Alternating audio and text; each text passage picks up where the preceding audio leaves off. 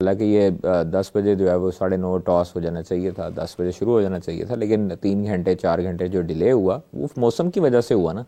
तो भाई आपको किसने कहा था, आप इतने सियाने उधर साइंसदान हमारे बैठे हैं, किसने कहा था कि टॉस जीत के आप बैटिंग करें पहले? कॉन्फिडेंस जब आपकी ऐसी कंडीशन हो, आपके पास, आप देखें उनके फास्ट बॉलर विकेटें ले रहे हैं, आपके पास फास्ट बॉलर भी एक है, हुरैरा ने डबल सेंचुरी की हुई है ना, वो जी शाहीन की तरफ से ट्रिपल सेंचुरी भी की हुई है, ट्रिपल सेंचुरी भी की हुई है, तो हमें तो कॉन्फिडेंस था ना। नहीं, कॉन्फिडेंस होना चाहिए, ओवर कॉन्फिडेंट में आप हमेशा मारे जाते हैं। मैं सिर्फ इतना कहना चाहूँगा कि आपको क्या ज़रूरत पड़ी थी कि टॉस जीत के आप ऐसी कंडीशन पे, आपको नज़र भी आ रहा है, आप हमेशा से, हम लोग या टॉस में मार खाते हैं या प्लेइंग 11 में मार खाते हैं, तो यहाँ आपका जो कम्बिनेशन होता है उसको सेट करने में मार खाते हैं। हमारा टॉप ऑर्डर जो है वो अब शान मसूद ने जो काफ़ी तनकीद हो रही थी उनके परफॉर्मेंस पे हो रही थी, अब चूंकि उनकी परफॉर्मेंस अब निखरी है ज़रूर, पिछले मैचों में उन्होंने परफॉर्म किया है, लेकिन अब जो है उनको खड़ा होके अपनी पेचेस पे तो कम से कम 100-200 करना चाहिए प्लेयर को, जो ऊपर का टॉप ऑर्डर का प्लेयर हो, प्लस कप्तानी है आपके पास जिम्मेदारी है, तो ये चीज़ें उनको देखनी चाहिए, ये चीज़ें मैटर करती हैं। और हर वक्त जो है वो तेज़ आपके आउट होने से नीचे वालों पे प्रेशर आता है। अब खुदा न खास्ता सऊद और सलमान अली आ गए या बाबर में से कोई आउट होता है तो आपकी तो लाइनें लग जाएंगी नीचे सारी, क्योंकि अल्टीमेटली प्रेशर जो है वो आना शुरू हो जाता है, फिर आपका टैलेंट स्टार्ट हो जाएगा। इसलिए आपको चाहिए कि अभी जो बाबर और सऊद की जो पार्टनरशिप लगेगी वो 200 की पार्टनरशिप लगे कम से कम, तो फिर जाके आप सर्वाइव करते हैं, अदरवाइज आपको जो है वो मुश्किल पेश आने वाली पेश आ जाएंगी। बहुत ज़रूरी है बाबर और सऊद की डेफिनेटली पार्टनरशिप लगना। बाबर के ऊपर थोड़ा सा डाउट हमें अब रहने लग गया हुआ है, लेकिन आई विश के वो इस डाउट को ओवरकम करें और आज हमें रन्स करके दिखाएं।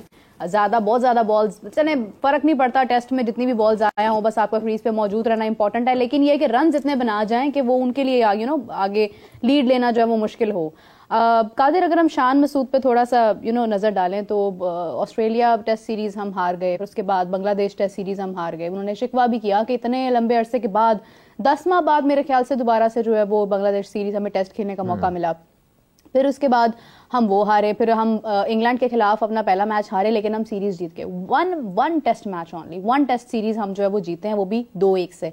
फिर उसके बाद आपने देखा south Africa series white wash, अब वेस्ट इंडीज के साथ भी खुदा ना खास्ता अगर हम हार जाते हैं तो आप देखें कि शान मसूद की तो कैप्टनसी का एरा बहुत ही खौफनाक हो जाएगा। देखिए, कैप्टन के लिए परफॉर्मेंसेस भी ज़रूरी होती हैं, उसके इंडिविजुअल और टीम की परफॉर्मेंसेस भी ज़रूरी होती हैं। बाबर जो उतरा वो अपनी परफॉर्मेंस तो दे रहा था, लेकिन टीम की परफॉर्मेंस नहीं थी। यहाँ पर तो दोनों ही नहीं थी, शान की टीम की परफॉर्मेंस भी नहीं थी और शान की इंडिविजुअल परफॉर्मेंस भी लैग कर रही थी। सो इसलिए शान के ऊपर बहुत ज़्यादा प्रेशर भी था। इंग्लैंड सीरीज़ में चेयरमैन ने बल्कि पाकिस्तान क्रिकेट बोर्ड के लोगों ने बैठ के फैसला कर लिया था पहले टेस्ट मैच हारने के बाद, वो तो हम लोग सीरीज जीत गए तो फिर थोड़ा सा ठंडा हो गया काम, सब्जेक्ट टू कैप्टेंसी आ गया। तो वरना इंग्लैंड में जो इंग्लैंड के खिलाफ हम पहला मैच हारे थे, उसके बाद से खबर हमने ही दी थी कि शान मसूद इस सीरीज के बाद कप्तान नहीं नजर आएंगे, तो लेकिन वो सीरीज हम जीते, आकिब जवेद गए, आकिब जवेद ने पता नहीं क्या किया ऐसा फार्मूला कि वो हम सीरीज जीत गए। खैर वो लड़के भी इंक्लूड हुए, कुछ लड़के निकले भी, कुछ लड़कों को भेजा गया घर, बाबर को भेजा गया, फिर उसके बाद कई लड़कों को घर भेजा गया और फिर नए लड़के शामिल किए गए। ये चीज़ें होती हैं, तजर्बात अक्सर कामयाब हो जाते हैं, अक्सर नहीं होते। तो ये आज टॉस वाला मुझे लगता है कि गलत डिसीजन था, गलत डिसीजन हो गया। और इस तरह की कंडीशन में आपको पहले बैटिंग नहीं करनी चाहिए। बॉल जो है वो काफ़ी स्विंग भी होता है, फंस के भी आता है, तो इसलिए आपको चाहिए था कि आप उनको बैटिंग करवाते। खुरम शहजाद के साथ आप साजिद खान को या नुमान अली को लगाते या अबरार को लगाते तो आपका बेहतर हो सकता था रिजल्ट। देखिए, अगर हम देखें आगे हमारी बैटिंग तो किसी हद तक जो हमने देखा है इससे पहले, जो हमारा एक नज़रिया है उसके मुताबिक तो बेहतर है। साजिद भी अच्छी बैटिंग कर लेते हैं टैलेंट पे लेकिन हमने वहां तक जाना ही क्यों है आज के दिन में? जिस तेजी से विकेट्स गिर रही हैं उससे तो खौफ पैदा हो रहा है।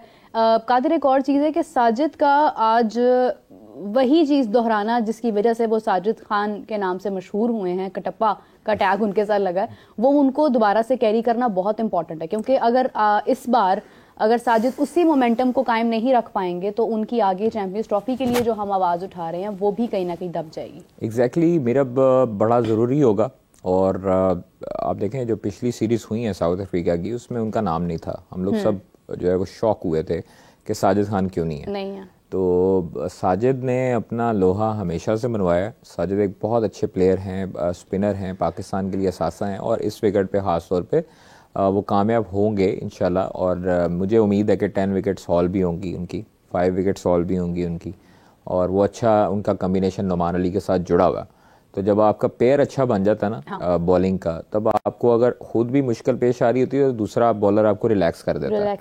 दूसरे एंड से जब विकेट्स गिरती हैं, दूसरा बॉलर जब विकेट लेता है तो आपके ऊपर अल्टीमेटली प्रेशर जो है वो रिलीज हो जाता है।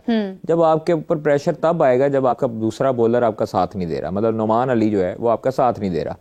और अगर सलमान अली आगा आपको रिलीफ देता है या अबरार आपको रिलीफ देता है, तो साजिद खान के साथ आप कंटिन्यू करवाते रहें, वो विकेट निकालेगा इंशाल्लाह ताला। अच्छा, एक प्रॉब्लम है शान मसूद का, आई विश के मेरी आवाज़ उन तक पहुंचे आफ्टर द फर्स्ट इनिंग्स, कि जब हमने बॉलिंग करनी है ना, उस टाइम हमारी कैप्टेंसी बहुत इंपॉर्टेंट है। अगर हम बेजा किसी को मौके देते जाएंगे ना कि वो विकेट निकाल ले बस किसी भी तरह से, तो वो हम ना सिर्फ अपनी खेल के साथ ज्यादती कर रहे हैं, बल्कि हम उस शख्स के साथ भी ज्यादती करेंगे जो उसकी जगह पर विकेट्स निकाल सकता है। फॉर एग्जाम्पल, अगर अबरार हैं, अगर हमें पता है यहाँ पर साजिद और नुमान बेहतर अंदाज में बॉलिंग कर सकते हैं और आउट भी कर सकते हैं, तो हमें बेजा मौके नहीं फराहम करने हैं अबरार को। मुझे देखिए मेरा मुझे एक चीज़ समझ नहीं आती है कि आपके पास एक सीरीज़ है, इंटरनेशनल सीरीज़ है, नो डाउट हुरैरा डिज़र्व करते हैं, अच्छा प्लेयर है, अच्छा बच्चा है, और वो काफ़ी अरसे से पाइपलाइन में है पाकिस्तान टीम में आने के लिए, उसने ये लोहे मनवाए हैं। लेकिन जब आपके पास एक सीनियर मौजूद होता है तो आपके पास पहली ऑप्शन वो होती है। आपके पास as a opener Saud Shakeel नहीं था, आपके पास एज ए ओपनर आपने इमामुल हक को लेना चाहिए था। आप उसको प्लेइंग 11 में शामिल करते, हुरैरा को अगर आपने शामिल करना था तो आप एक आधे प्लेयर को ड्रॉप भी कर सकते थे, कोई इससे फर्क नहीं पड़ सकता, क्योंकि आपकी बैटिंग लाइनअप फिर आप वन डाउन आते को रेस्ट करवा देते नहीं, आप वन डाउन आते, आप शान मसूद खुद वन डाउन आते, हुरैरा और इमाम ओपन करते, नीचे से जो है वो आपके फिर वो इसी तरह कॉम्बिनेशन स्ट्रांग हो जाता, मिडिल ऑर्डर भी आपका ले आ जाता।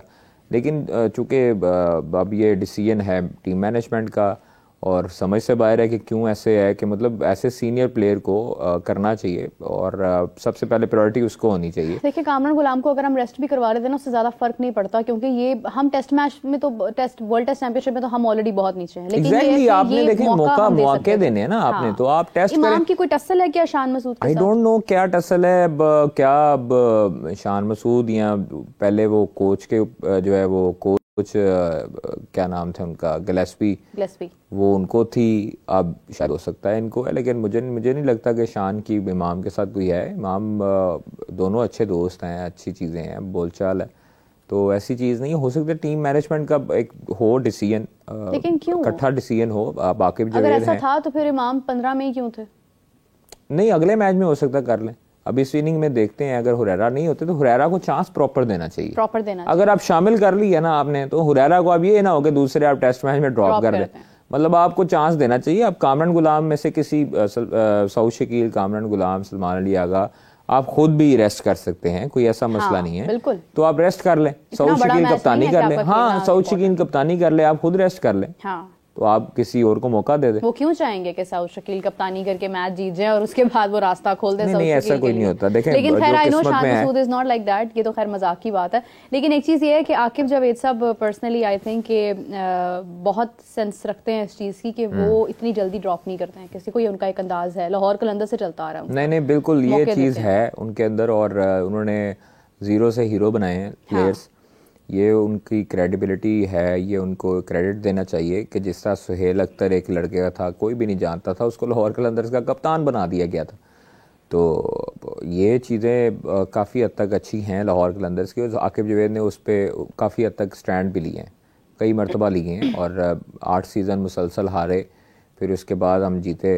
लाहौर कलंदर 7 सीज़न हारता रहा, फिर 8वां 9वां इकट्ठा जीता, 7वां और 8वां जीता, 9वां मेरे ख्याल में इस्लामाबाद यूनाइटेड ने जीता। तो 6 सीज़न 6 साल आप लगातार हारते रहें, तो उसके बावजूद आपको जो है वो अपने लड़कों पे यकीन हो, आपने लड़के पिक किए हों, बनाए हों, तो अच्छी चीज़ है ये।